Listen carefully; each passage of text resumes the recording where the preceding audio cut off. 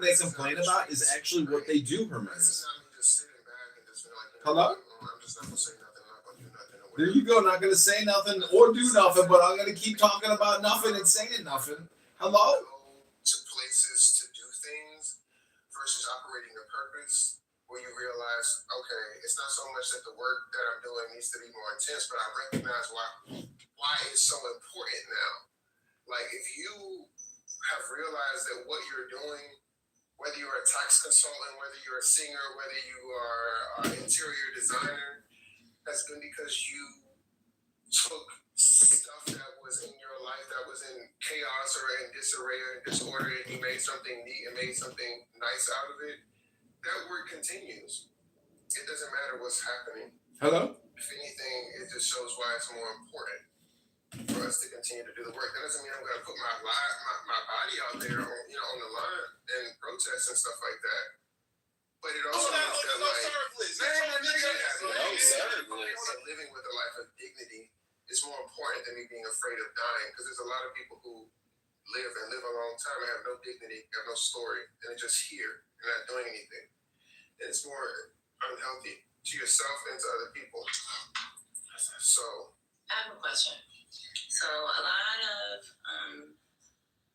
conversations that people are having when it comes to this immigration bill that you brought up, protesting, as they're sitting it out. This ain't got nothing to do with them. How do y'all feel about that? Because honestly, for me, I think like just because somebody may be racist, like say, a lot of people say I grew up around Mexicans. You told us to pay no rent. They can.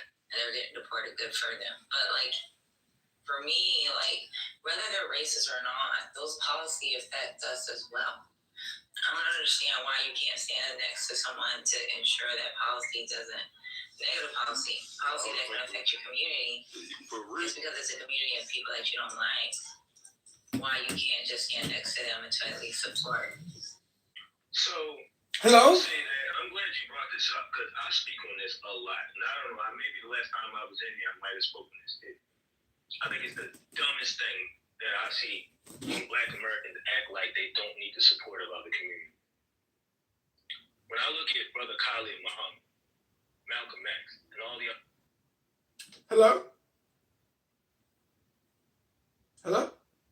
Ooh, we got a good room here. Rabbi Obadiah Yosef in the Atheist House. This would be a good one.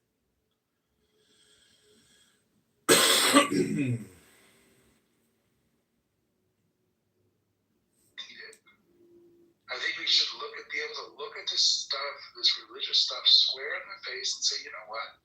If we ever needed that stuff, we don't need it anymore. It's not serving anybody. It's not helping. Hello? I think we should be able to call a spade a spade. You can call an N-word an N-word? Hello?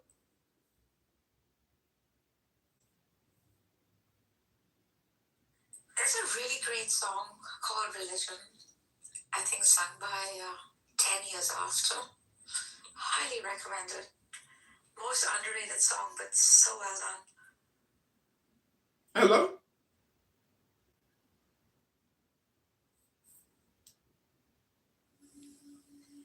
Hello?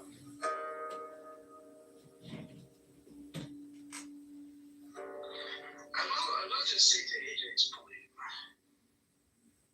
AJ, when you attack me for doing nothing more than finding a quote of a prominent leader in a religious organization and having a look-see, completely in context, completely forced, then you get angry about that fact. Hello? That's not anything, right? Hello? You gotta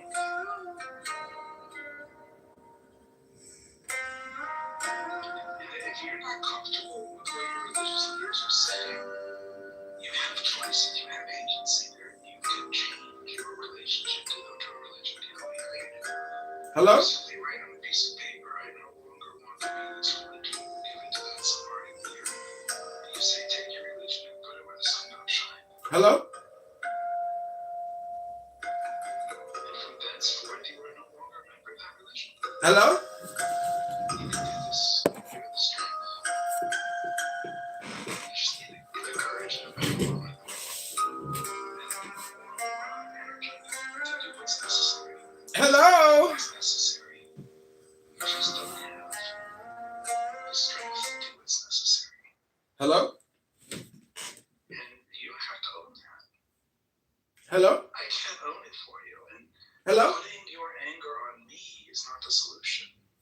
You need to direct the anger exactly where it goes. Dr. James was firing his machine gun, but he didn't have control. He wasn't pointing in the right direction. You're doing a lot of projections. Hello? I gave you all reason. He needed to be pointing his machine gun right straight directly at the Rabbi Ovadia Yosef, the only person who owns any responsibility for these words is Rabbi Ovadia Yosef. And you couldn't find him in your gun sights. And that's because you, Dr. James, simply lack discretion. 75 years of schooling hasn't taught you fuck shit.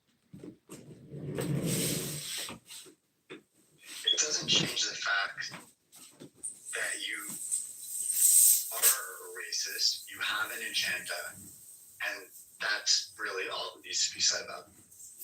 And how would you know that I'm a racist? Because I know you pretty well, Benjamin. We know each other or something. So you should know. You should be able to identify that thing that is racist. No, because I listen to what you say, and I listen to...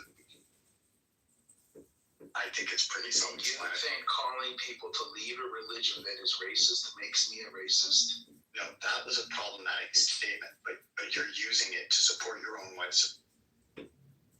White supremacy? You think that leaving a religion makes me a white supremacist? Don't you understand that most white supremacists are Christians?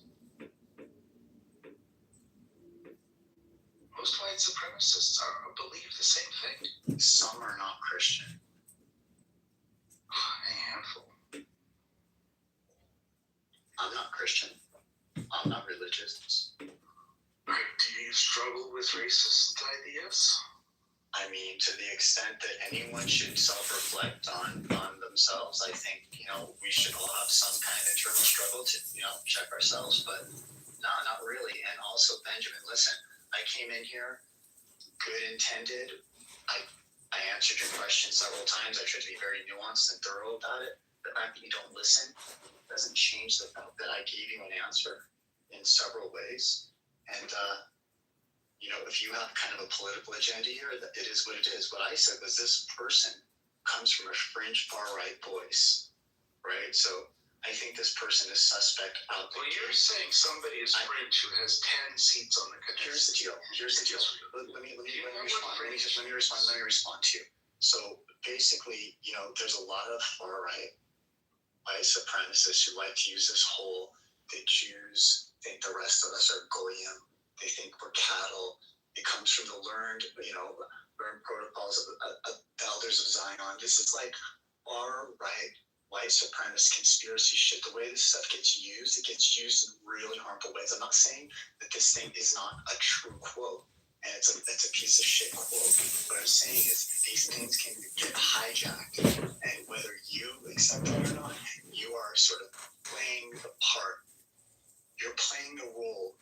You're doing the thing that the people on the far right do. So you do you. Have fun. Wait, you somehow think that I have 10 seats on the Knesset? I said what I need to. In the power dynamic here, Dr. James, I have 0 seats on the Knesset. And the guy who said this, his party has 10 seats on the Knesset. You're not listening. You're not listening. So I'm done. You're not listening. You think that I should be responsible for this man's words, and he should not be responsible for his own words.